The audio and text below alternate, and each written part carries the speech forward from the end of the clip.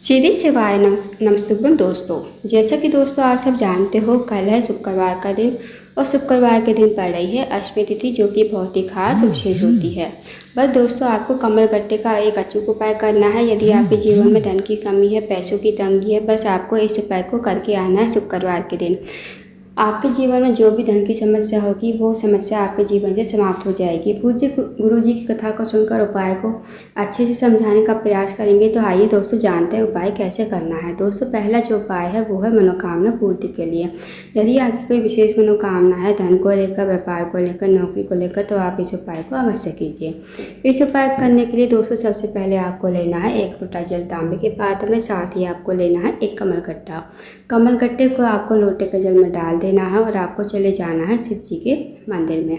इस उपाय को आप सुबह से लेकर शाम तक कभी भी कर सकते हो। शिव जी के मंदिर में जाकर सबसे पहले आपने जो कमल गट्टा डाला है लोटे के जल में, उसे लेकर आपको उत्तर की तरफ मुँह करके खड़ा होना है और भगवान से प्रार्थना करनी है कि हे महादेव, मेरे जीवन में धन की वृद्धि नहीं है, धन की प्राप्ति नहीं है, माता लक्ष्मी का हमारे घर वास नहीं है, माता लक्ष्मी हमसे रूठी हुई है। आपको ऐसी कृपा करें कि हमारे जीवन में धन की वृद्धि हो, धन की प्राप्ति हो और माता लक्ष्मी हमारे घर में हमेशा वास करें। फिर आपको लोटे का जल शिवलिंग के ऊपर श्री शिवाय नमस्तुभ्यम कहते हुए समर्पित कर देना है। 2 मिनट आपको मंदिर बैठना है, श्री शिवाय नमस्तुभ्यम का जाप करना है। अब आपको भगवान को प्रणाम करके विनती करके आपको अपने घर पर आ जाना है।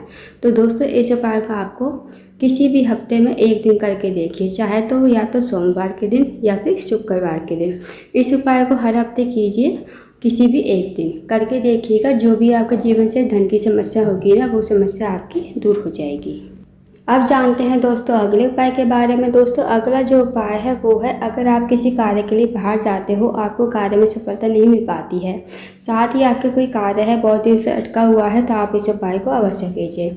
इस उपाय करने के लिए आपको सबसे पहले लेना है 1 लोटा जल तांबे के पात्र में। साथ ही आपको लेने हैं 2 कनेर के फूल, जो पीले कलर के होते हैं ना, वो आपको लेने हैं। अब आपको चले जाना है शिव जी के मंदिर में। शिव जी के मंदिर में जाकर सबसे पहले आपको 1 लोटा जल शिवलिंग के ऊपर श्री शिवाय नमस्तुभ्यम कहते समर्पित कर देना है।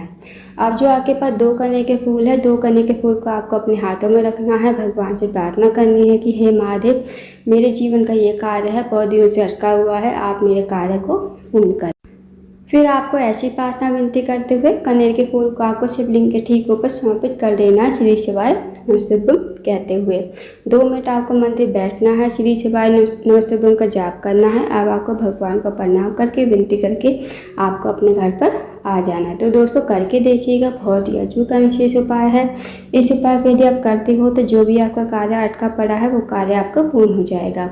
अब जानते हैं दोस्तों अगले उपाय के बारे में। अगला जो उपाय है दोस्तों, वह है रोग मुक्ति के लिए।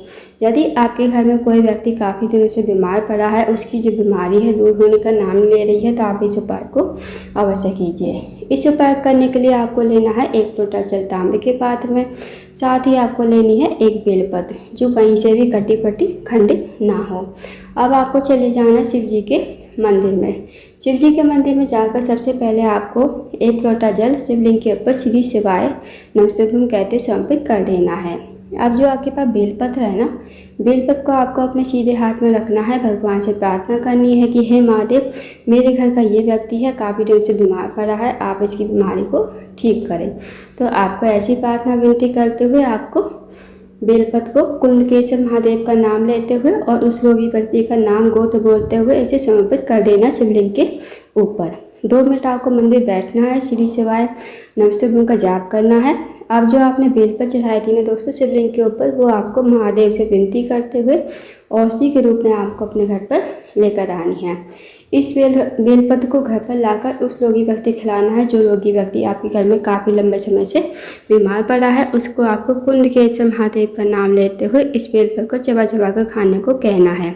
यकीन माने दोस्तों, जो भी उसकी रोग बीमारी होगी ना, धीरे धीरे ठीक हो जाएगी। तो करके देखिएगा, बहुत ही अचूक एंड विशेष उपाय है। अब जानते हैं दोस्तों अगले उपाय के बारे में। दोस्तों, अगला जो उपाय है वो है, अगर आपके जीवन की कोई मनोकामना है, चाहे वो धन को लेकर हो, व्यापार को लेकर हो, नौकरी को लेकर हो, या फिर आपके जीवन की कोई अधूरी मनोकामना हो, काफ़ी दिनों से अधूरी पड़ी हो, तो इस उपाय को अवश्य कीजिए। इस उपाय करने के लिए आपको सबसे पहले लेना है 1 लोटा जल तांबे के पात्र में। साथ ही आपको लेना है 1 चावल का दाना, 1 हरा मूंग और एक बेलपत्र, एक समीपत्र। आपको ये चारों सामग्री लेनी है और खंडित नहीं होनी चाहिए, इस बात का ध्यान रखना। अब आपको चारों सामग्री लोटे के जल में डाल देनी है और इस लोटे के जल को आपको लेकर चले जाना शिव जी के मंदिर में। शिव जी के मंदिर में जाकर सबसे पहले आपको उत्तर की तरफ मुँह कर खड़ा होना है। भगवान से प्रार्थना करनी है कि हे महादेव, मेरी ये मनोकामना है, काफ़ी दिन से अधूरी पड़ी है, आप मेरी मनोकामना को पूर्ण करें। तो आपको ऐसी प्रार्थना विनती करते हुए आपको लोटे का जल शिवलिंग के ऊपर समर्पित कर देना, श्री शिवाय नमः शिवाय कहते हुए। 2 मिनट आपको मंदिर बैठना है, श्री शिवाय नमः शिवाय का जाप करना है। अब आपको भगवान का प्रणाम करके विनती करके आपको अपने घर पर आ जाना। तो दोस्तों करके देखिएगा, बहुत ही अचूक विशेष उपाय है। इस उपाय के लिए आप करते हो तो जो भी आपकी मनोकामना होगी वो मनोकामना आपकी अवश्य ही पूरी हो जाएगी। तो दोस्तों ये थे कुछ विशेष उपाय जो आपको शुक्रवार के दिन करने हैं। उपाय को अवश्य कीजिए। अगर आपको जानकारी पसंद आई हो, वीडियो को लाइक करें, शेयर करें, चैनल को जरूर सब्सक्राइब करें और कमेंट बॉक्स में श्री शिवाय नमः शिवाय हर हर महादेव जरूर लिखें।